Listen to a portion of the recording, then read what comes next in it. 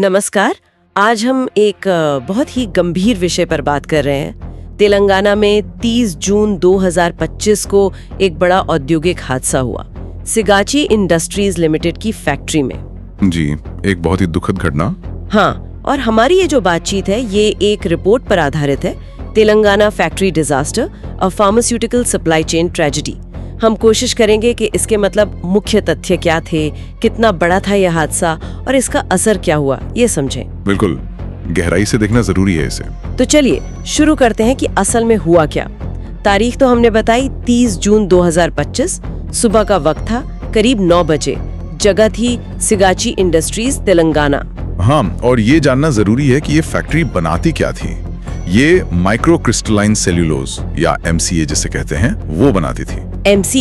अच्छा जी, ये एक आप कह सकते हैं फार्मास्यूटिकल ग्रेड का कंपाउंड है। मतलब दवाइयां बनाने में, गोलियां, कैप्सूल बनाने में ये बहुत जरूरी कच्चा माल है। ओ, तो दवाइयों के लिए ये बहुत महत्वपूर्ण चीज बनाते थे। बिल्कुल। और धमाका कैसे हुआ, क्या पता चला है? जो जानकारी सामने आई है उसके मुताबिक फैक्ट्री में एक स्प्रे ड्रायर यूनिट था, उसमें एक जबरदस्त विस्फोट हुआ। स्प्रे ड्रायर में? हाँ, और वो इतना ताकतवर था कि सिर्फ वो यूनिट ही नहीं बल्कि आसपास की इमारत का हिस्सा भी वो ढह गया और फिर भयानक आग लग गई। बाप रे, तो फिर तो नुकसान बहुत ज्यादा हुआ होगा, जाने भी गईं। हाँ, और यही सबसे दुखद पहलू है।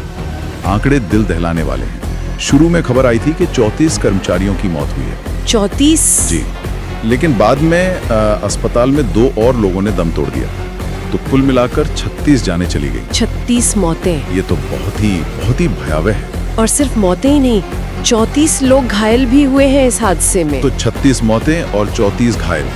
और ये भी सुनने में आया है कि जब धमाका हुआ फैक्ट्री में काफी लोग थे। हाँ, अंदाजा है कि 140 से ज्यादा लोग उस वक्त फैक्ट्री के अंदर मौजूद थे, काम कर रहे थे। 140 से ज्यादा?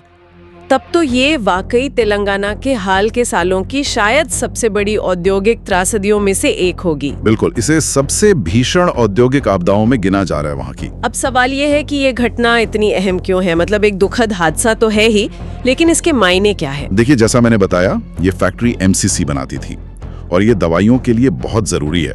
जो सूत्र बता रहे हैं, सिगाची इंडस्ट्रीज MCC के मुख्य उत्पादकों में से एक थी। अच्छा, मतलब बड़ी सप्लायर थी। हाँ, संभव है कि भारत की जो जरूरत है MCC की, उसका एक बड़ा हिस्सा शायद यहीं से आता हो। तो सोचिए, इस एक फैक्ट्री में हादसे का असर कितना व्यापक हो सकता है। ये सिर्फ वहाँ काम करने वालों तक या उस कंपनी तक सीमित नहीं है। मतलब पूरी फार्मास्यूटिकल सप्लाई चेन हिल सकती है। बिल्कुल, सीधे तौर पर जरूरी दवाइयों की सप्लाई पर, उनकी बनने की प्रक्रिया पर असर पड़ सकता है। ये तो वाकई चिंता की बात है। और इतनी बड़ी संख्या में मौतें, 36 मौतें, ये सिर्फ एक हादसा नहीं लगता। ये कहीं ना कहीं मतलब सुरक्षा इंतजामों पर बहुत गंभीर सवाल खड़े करता है ना? सही कहा आपने। एक स्प्रे ड्रायर में धमाका हो और पूरी इमारत ढह जाए, ये थोड़ा अजीब नहीं लगता? क्या डिजाइन में कोई कमी थी, या रखरखाव ठीक से नहीं हो रहा था, या फिर जो सरकारी निगरानी होती है, रेगुलेटरी ओवरसाइट, उसमें कोई चूक हुई? देखिए, यही वो सारे सवाल हैं जिनकी जांच अब शुरू हो गई है। हादसे के बाद लोगों में गुस्सा भी है और वो मांग कर रहे हैं कि सुरक्षा के नियम और सख्त हों। हाँ, वो तो स्वाभाविक है। जी, और प्रशासन भी अब देख रहा है कि फैक्ट्री को परमिट कैसे मिला था, क्या उसके इंस्पेक्शन मतलब निरीक्षण ठीक से हो रहे थे या नहीं, कहीं कोई लापरवाही तो नहीं हुई। अब जांच में क्या सामने आता है ये देखना होगा। तो कुल मिलाकर अगर हम देखें तो ये एक बहुत ही दुखद घटना है। भारी जनहानि हुई है। इसका सीधा ताल्लुक एक बहुत जरूरी इंडस्ट्री फार्मास्यूटिकल की सप्लाई चेन से है, और इसने औद्योगिक सुरक्षा नियमों के पालन पर बहुत गंभीर सवाल खड़े कर दिए हैं। हाँ बिल्कुल, और यहाँ एक बात और सोचने पर मजबूर करती है। ये फैक्ट्री एक इतनी जरूरी चीज बना रही थी, दवाइयों के लिए कच्चा माल, और हादसा इतना बड़ा हुआ। तो क्या ये सही है कि हम फार्मास्यूटिकल जैसी जो महत्वपूर्ण सप्लाई चेन्स हैं, उनमें किसी एक अहम चीज के लिए सिर्फ एक या कुछ गिनी चुनी फैक्ट्रियों पर ही निर्भर रहें?